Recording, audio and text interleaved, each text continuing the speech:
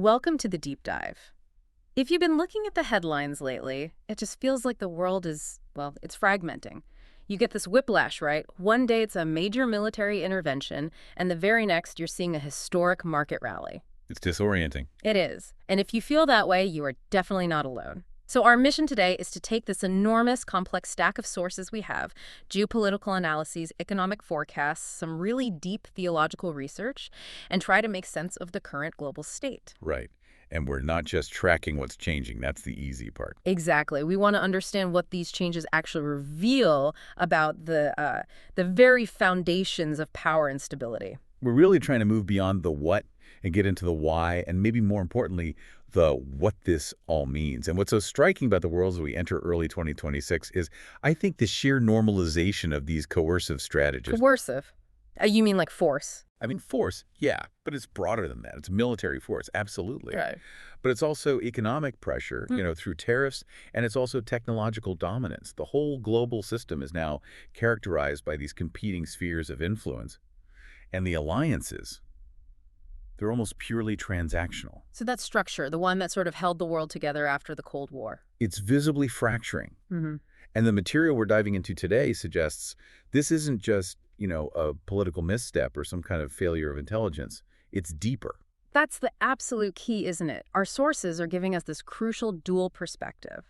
On the one hand, you have the hardcore strategic analysis, the troop movements, the market data, all the policy shift. Mm-hmm. The hard facts. The hard facts.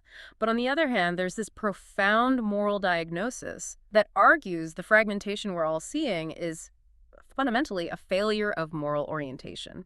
So for you, the listener, we're not just trying to catch you up on the news. We're hoping to give you a framework to understand the patterns underneath it all. And that framework, that moral thesis, it's really centered on this principle of divine sovereignty.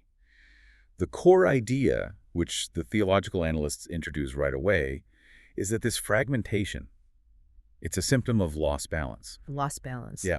As they state it, when humanity forgets its creator, its systems lose balance. And this isn't just, poetry.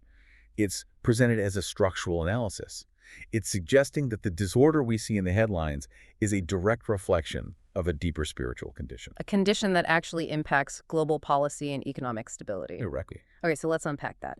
This idea of balance is crucial because every nation today, especially the major powers, seems desperate to assert its own total absolute sovereignty. Right. Everyone wants control. They want dominance, predictability in a world that feels completely chaotic. But the analysis here suggests that this drive for what they call perceived sovereignty, when it's divorced from any kind of higher moral law, it's actually counterproductive.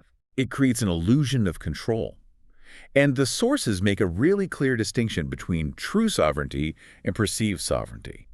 Many nations today are operating as if their power, their economic might, their military capability grants them absolute moral license to do whatever they want. But the source material, and it's drawing directly from the concept of Tawhid, the oneness of God, insists that true, absolute sovereignty belongs to Allah alone. So when nations abandon this idea of moral universality, they might get some temporary control, sure. But at the same time, they're creating collective insecurity. They gain a fleeting appearance of strength. While actively undermining the entire global moral order. And that, right there, is the definition of losing balance. So if that lack of humility before the divine inevitably leads to imbalance and fragmentation, let's look at the most dramatic example we've seen in the first week of 2026. Let's start with geopolitics. The strategic rupture that just seems to define the start of this year is the official emergence of what the sources are calling the Don Roe Doctrine. It sounds deliberately provocative, doesn't it, tying it back to U.S. history like that? What exactly is this shift? It is a fundamental, declared strategic pivot for the United States. Officially, it's being termed the Trump corollary to the Monroe Doctrine. And we're seeing it enshrined right within the 2025 National Security Strategy as a deliberate retreat from primacy. A retreat from primacy, that's massive. It's massive because for decades, regardless of which party was in power, the U.S. security apparatus has maintained this commitment to being the global guarantor of the liberal international order. Yeah. Managing conflicts, enforcing treaties, projecting stability all over the world. And a retreat sounds like the U.S. is just withdrawing from all of that. Yeah. Where is that focus shifting to? The focus shifts intensely and almost exclusively to the Western Hemisphere, to the Americas. The core mission of the Monroe Doctrine is to achieve unilateral dominance here in the Americas and to explicitly push back against the surging influence of China and Russia in the region. Okay, so the driver is external competition. The key driver is economic. I mean, look at the numbers that are underpinning this anxiety. China's trade with Latin America has absolutely soared. It's just exploded.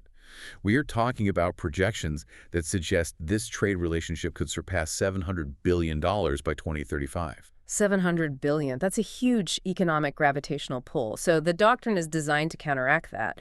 But what does countering actually look like in practice? Is this just about trade deals and, diplomacy? Absolutely not.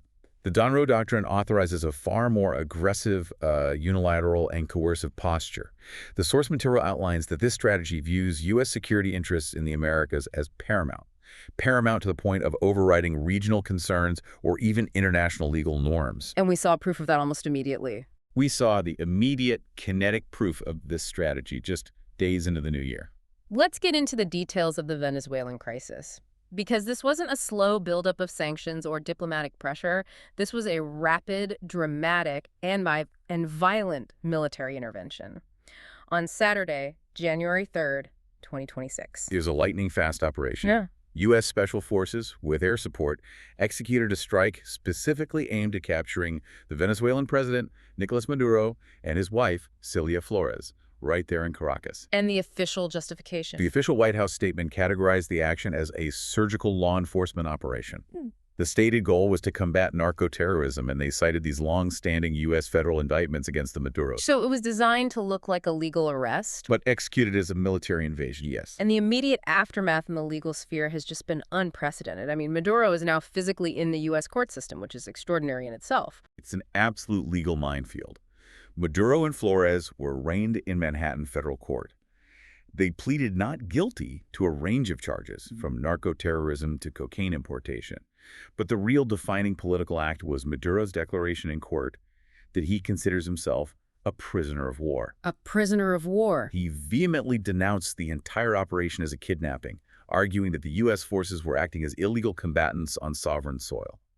So strategically, how does that prisoner of war claim complicate things for the U.S. legal position? I mean, even if Washington just views it as political posturing. Well, the claim is legally very fraught. While the U.S. doesn't recognize Maduro's government, that declaration forces a direct confrontation with international law regarding the treatment of captured heads of state and the very definition of armed conflict. So it changes the rules of engagement, legally speaking. Potentially. If it were recognized, even just theoretically, it would grant him certain protections and a status that would severely hamstring the federal criminal prosecution. It immediately escalated what was a domestic legal fight into a major international diplomatic incident. In this surgical operation, it had a significant human cost. It was far from a bloodless affair. That's right. The term surgical is very misleading. Venezuelan state media confirmed that 23 members of their military were killed during the initial strikes and the clashes that followed in the capital. The total death toll, from what we know, now stands at over 80 people. Wow. And beyond that, the Venezuelan government has initiated this aggressive nationwide manhunt for anyone they suspect of aiding what they're calling the American attack, which is creating a climate of intense fear and the potential for real civil conflict. So let's bring this back to the source's moral analysis. How does this rapid unilateral assertion of force, a move that completely bypassed the UN Security Council, ignored all the regional warnings, how does that measure up against this idea of power needing humility? The source material sees this as the ultimate expression of power, completely divorced from any sense of divine accountability. It warns that power exercised without humility before God becomes a source of humiliation, not security, for the one exercising it. So even if it looks like a win in the short term. Exactly. While the capture of Maduro might appear decisive and strong right now, the analysis predicts that actions like this erode the essential moral fabric of international relations. They state explicitly that these actions plant the seeds of wider chaos. And they're making a distinction between military success and divine approval. A critical one. They emphasize that human systems must never mistake temporary military success for divine approval. This unilateral act of sovereignty fundamentally destabilizes the very concept of global cooperation. And the immediate fallout seems to confirm that instability. The majority of the UN Security Council, especially Russia and China, condemned the operation as a clear violation of the UN Charter. And Crucially, the strongest opposition came from the very regional powers the U.S. should be trying to court: Brazil and Colombia. They called the action an affront to regional stability.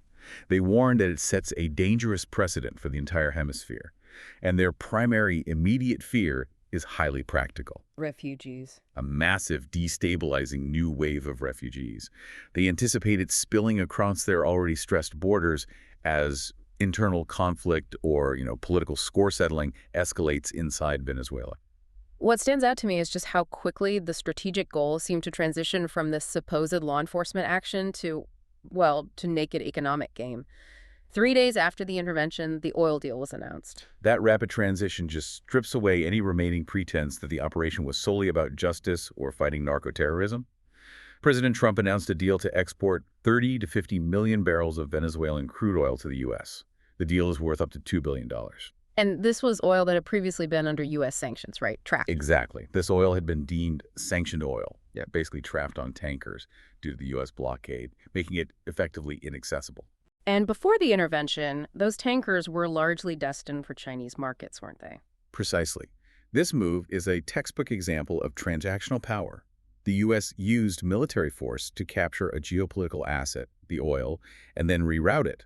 So they simultaneously achieved a degree of energy security for themselves and directly undermined a key Chinese economic relationship in Latin America. It underscores that moral point the sources make, that these transactional alliances and unilateral force, they might work for short-term gains. But they fundamentally, and I think permanently, erode the deep international trust that's necessary for any kind of lasting peace. Which brings us to this profound question raised by the moral sources. If you build a global order on transactional force and intimidation, can it ever truly achieve peace? The source material is definitive on this. Peace cannot be preserved through intimidation. When we invoke the divine name as-salam, which means the source of peace, it implies that any lasting order has to be rooted in justice, in compassion, and in accountability to the Creator. A system, whether it's economic or geopolitical, that excludes these pillars, it simply cannot produce enduring stability. So the immediate economic benefits of that oil deal are really just a temporary fix. It's a temporary fix that disguises the fact that the entire moral and legal architecture of global relations has been further destabilized by the Monroe Doctrine's first major action. And of course, that fragmentation isn't contained by the borders of the Western Hemisphere. We need to look at where else this kind of violent recalibration is happening at the same time. We saw an immediate, almost mirroring escalation in the Middle East. On January 7th, just days after the operation in Caracas, the very fragile calm in Syria was shattered. The Syrian Arab Army launched what they called a limited military operation in Aleppo. And who are they targeting? Specifically targeting the Kurdish-led Syrian Democratic Forces, the SDF. This really indicates that major global actors are seizing these moments of distraction or strategic realignment by the U.S. to pursue their own coercive goals. And the human fallout from that Syrian escalation. It was devastating and swift. The Syrian forces immediately declared the Sheikh Maksud and Ashrafi neighborhoods closed military zones. They imposed a full curfew. At least 7 people were reported killed in the initial fighting, and humanitarian organizations confirmed thousands of civilians were forced to flee their homes, compounding years and years of previous displacement. It shows how quickly this high-level geopolitical maneuvering translates into catastrophic human suffering. When stability is only conditional, absolutely. Shifting over to Asia, the dynamics are still tense, but maybe more diplomatically complex. We saw a very high-profile summit between Xi Jinping and the South Korean leader, President Lee. It suggested a possible diplomatic reset in what's been a very strained relationship. A reset was definitely the aim. Seoul was actively trying to get Chinese mediation to address the growing threat from Pyongyang. They were even proposing freezing North Korea's nuclear program in exchange for some kind of economic compensation. But the tension in that region is just structural, isn't it? It is. And at the exact moment the South Korean leader was visiting Beijing, North Korea test-fired multiple cruise missiles toward the sea. This is not a coincidence. It's that constant, low-grade instrumentalization of force designed to assert dominance and remind all the regional actors that any diplomatic resolution has to acknowledge the coercive power that's at play. So, across the board in geopolitics, we've established this pattern. Power is being asserted unilaterally, coercively, and transactionally. And it's rapidly eroding the moral and legal constraints that defined the previous world order. Okay, let's pivot now from the chaos of geopolitics to well, the chaos of the markets. Because the economic picture in 2026 is frankly morally schizophrenic. We are looking at this absolute paradox where financial indices are hitting historic highs while global inequality and human suffering are soaring at the same time. We're living in this profound K-shaped reality. It's truly dizzying. The confidence that Wall Street is expressing in the first week of 2026 seems utterly disconnected from the violence, the climate disasters, the insecurity we just talked about. This high-flying market confidence in the middle of a global dissolution of order is, for the sources, the clearest indicator of that underlying moral imbalance. So let's start with the incredible surge. Wall Street saw a historic risk-on rally right at the start of the year. Can you lay out the figures that are driving this confidence? The indices are truly in uncharted territory.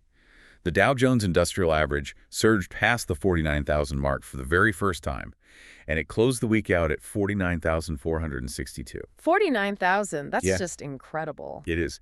And similarly, the S&P 500 hit a staggering record high of 6,944.82. These numbers signal that major investors are betting very aggressively on continued technological growth, on deregulation, and on this perceived stability that's derived from U.S. unilateral strength. And which segments are acting as the engine for this massive momentum? Where is the money flowing? Unsurprisingly, the rally is highly concentrated. It's technology and AI stocks that are providing the fuel. We saw Micron Technology jump 10% on better-than-expected earnings forecasts, all tied to AI demand. Palantir climbed 3% as its government and defense contracts continue to expand globally. So the market narrative is pretty simple. It's very simple. AI will save us, and it will generate unprecedented wealth. That's the story. What happened to the traditional safe havens like gold? Especially with the Venezuelan intervention, you'd expect a flight to safety. It's interesting. Gold prices, which had already been pretty elevated because of sustained geopolitical tension and global debt concerns, actually retreated slightly. They finished the week around $4,461. Why'd the dip? It was primarily driven by two immediate factors. First, the immediate strengthening of the U.S. dollar after the intervention. And second, perhaps more importantly, the easing of immediate oil supply fears after that massive U.S.-Venezuela crude deal was announced. So the transactional exercise of force actually had a stabilizing effect on commodity fears. An instant one, yes, which just reinforced the bullish mood in the market. But the moral analysis in the source material challenges the very foundation of this confidence. It asks us to look past the Dow and the S&P and question whether this record wealth genuinely equates to collective well-being. And this is the critical intersection of economics and ethics. The analysis stresses this foundational Islamic principle that wealth is not a trophy to be hoarded. It's a profound trust. It's a resource allocated by the Creator, and its purpose is to facilitate the service of mankind and to maintain social harmony. So when these economic systems reward speculation and accumulation, While structurally neglecting the human dignity of the displaced, the excluded, the poor, they were violating that trust. And that's exactly what this K-shaped reality represents. and that's where we get that powerful, really arresting diagnosis from the sources. Markets may rise, but consciences are falling, and that is a far graver indicator. It encapsulates the risk perfectly. These systems are structurally rewarding behavior that is, from this perspective, morally bankrupt. They might produce temporary economic growth, sure, but they are spiritually isolating the society they are meant to nourish. So if wealth isn't used responsibly, If it doesn't flow back into alleviating human suffering and promoting justice, then its concentration is seen as directly inviting divine questioning, an eventual social collapse under the weight of its own excess. This is the definition of imbalance in the financial system. so let's look at the broader macroeconomic picture for 2026. The world isn't collapsing economically, but it's operating under tremendous tension. That's right. Global growth is projected to be moderate, somewhere around 3.2%. The U.S. is surprisingly robust, projected to grow at 2.6%, which is outperforming the consensus. That's thanks to optimism about tax cuts and AI-driven productivity. When China, China is projected slightly higher, somewhere between 4.8 and 5.0%, driven by very focused manufacturing policy. So the headline is sturdy growth, but the context is absolutely key. and that context is a dissolution of order. How does that dissolution manifest in everyday global trade? It manifests through the accelerating instrumentalization of trade. We're seeing tariffs, trade barriers, export controls. They're being used not as simple regulatory tools, but as primary coercive instruments of geopolitical power. So trade is no longer just about economic efficiency. Not at all. It's about leveraging financial strength to assert political dominance. The strategic analysis shows a really clear shift. Global cooperation on trade is consistently being replaced by strategic maneuvering, which just further fragments the global economic ecosystem. And what about other major economies like Europe? Even regions like the euro area, which are projected for modest growth, maybe 1.1 to 1.3%, remain very fragile. They're dependent on careful domestic fiscal stimulus, like Germany's recent tax packages, just to keep things moving. So we have this system that is thriving financially because of technological promise and the aggressive assertion of transactional power. But it lacks the fundamental moral stability needed for long-term health. The wealth is there, but the trust is gone. That's a perfect summary. The engine driving those dizzying market highs, as you noted, is technology, and specifically artificial intelligence. Our sources have coined 2026 the payback year for all that massive AI investment, and we're moving beyond generative content and entering what they call the year of the agent. This shift to agentic AI it's arguably the most significant technological development of the year.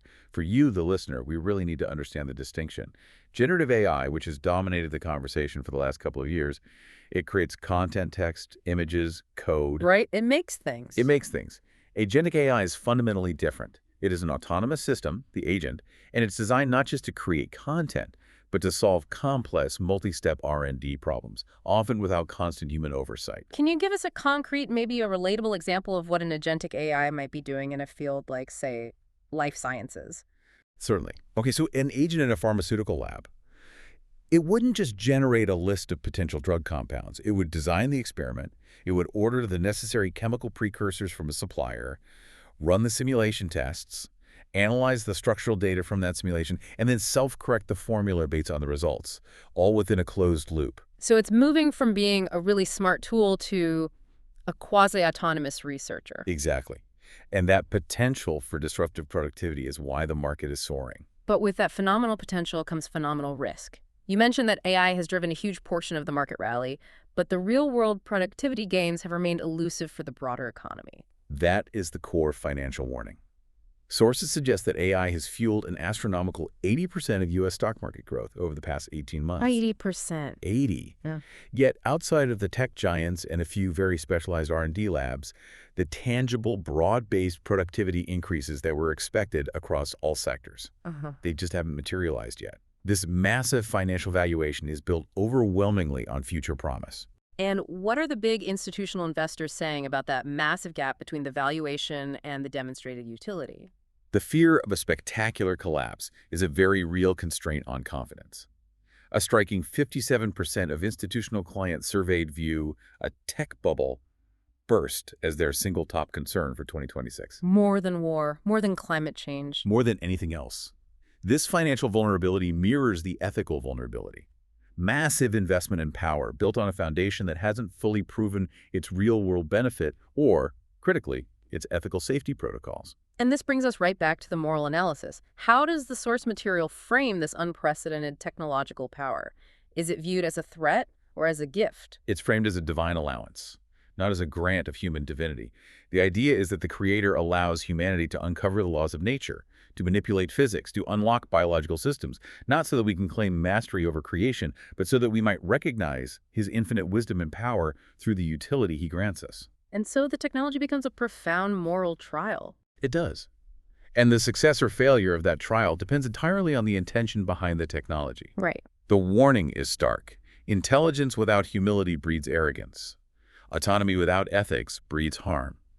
If these new agentic systems are deployed primarily to dominate or to surveil populations or to structurally exclude those who can't afford them, then the technology itself becomes a source of moral instability and a severe trial for humanity. Our responsibility, then, is to deploy this immense power with the utmost consideration for justice and human well-being. To demonstrate our submission to a higher moral order, yes. Let's shift to the positive potential of that divine allowance, then technology used for healing and protection reflecting mercy. We have some incredible medical breakthroughs that are slated for 2026. The medical frontier is seeing the fruits of decades of research. We're moving deeply into hyper-personalized medicine. This is driven in part by the recent successful breakthrough in slowing the progression of Huntington's disease. That success has spurred a tidal wave of targeted research into other devastating repeat expansion disorders like ALS, promising medicine that is tailored genetically to the individual. And there's a truly monumental development in pain management, which has enormous humanitarian implications globally, especially given the ongoing opioid crisis. This is one of the clearest signs of technology being used as mercy. In 2026, we are seeing the commercialization of NaV 1.8 inhibitors, a compound like susergine or Journevax. This is the first major innovation in pain management in over 2 decades. And it's non-addictive. It offers potent, opioid-free, non-addictive relief for acute and post-surgical pain. This innovation addresses a devastating global health crisis directly and ethically. And beyond new drugs, AI is now rapidly changing the physical landscape of hospitals themselves. Absolutely. Advanced AI diagnostics are projected to hit 90% hospital adoption rates globally this year. And what that means in practical terms is faster, more accurate analysis of complex images, cancer screenings, retinal scans for diabetic retinopathy. It significantly reduces human error and massively improves patient outcomes, especially in underserved regions. I think I saw something about single-drop blood tests, too. Yes, the rollout of microfluidic systems. They allow for faster, less invasive single-drop blood tests, which helps to decentralize diagnostics and bring them closer to the patient. Moving beyond biological innovation, we're seeing a shift in the hardware itself, something called physics-native computing. What is that? This is truly revolutionary, and it connects back to that idea of recognizing the order in creation.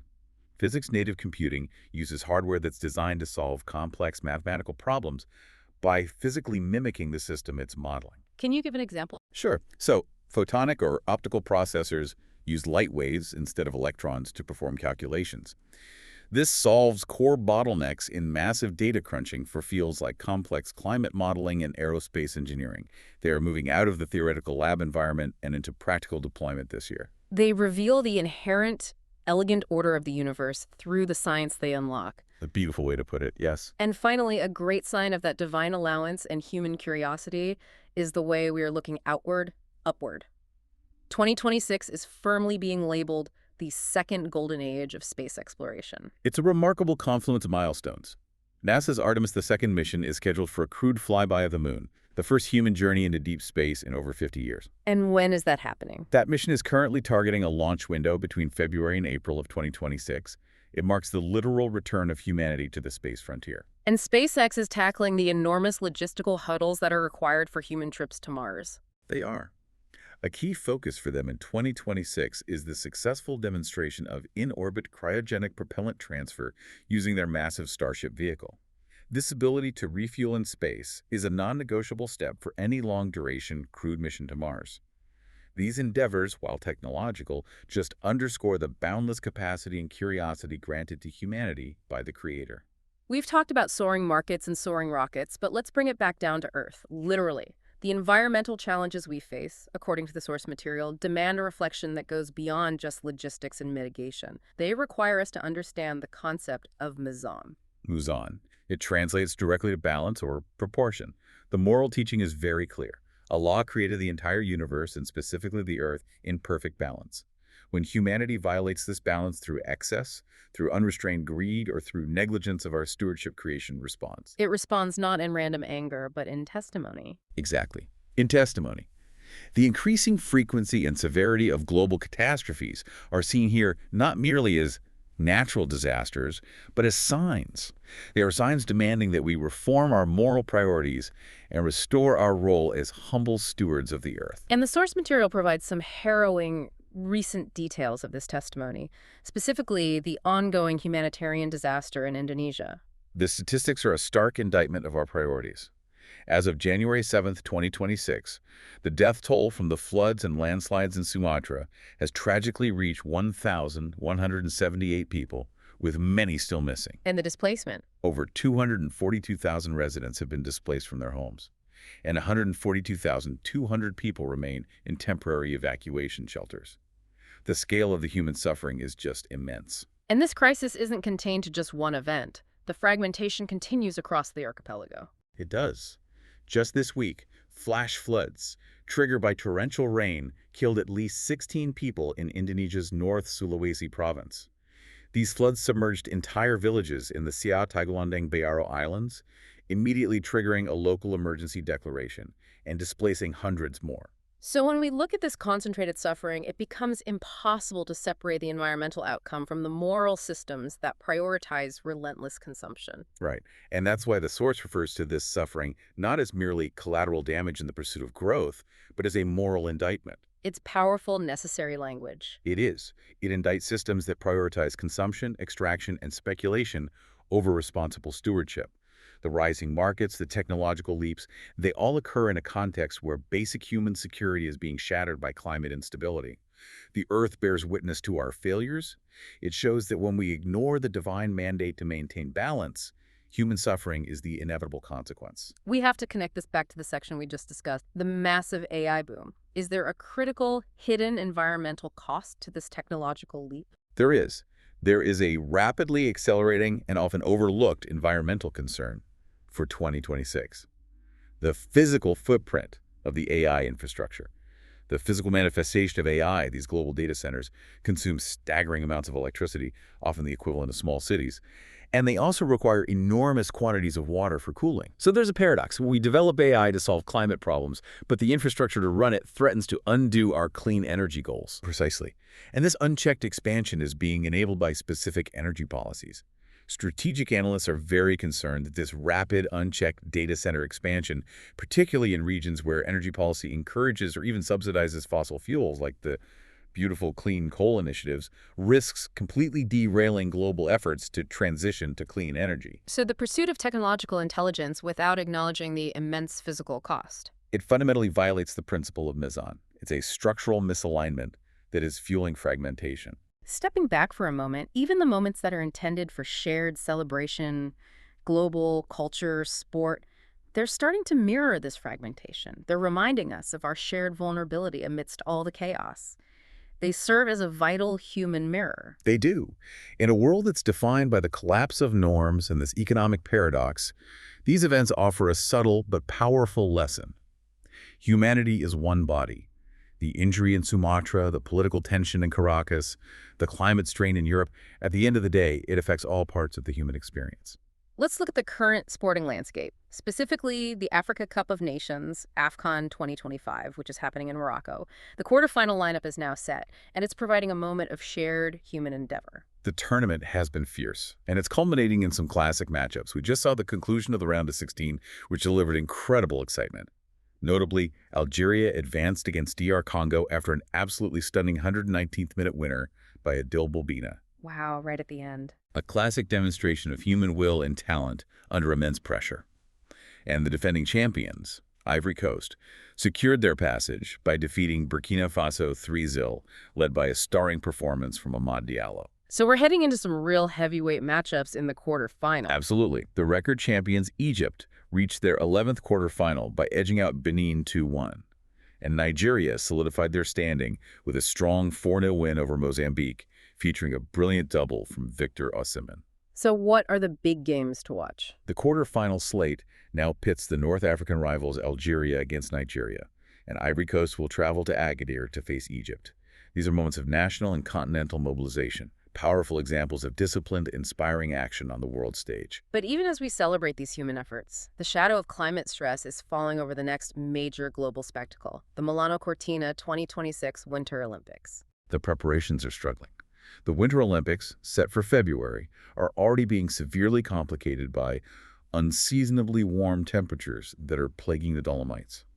This warm weather is hindering the critical snowmaking efforts that are necessary for several key venues.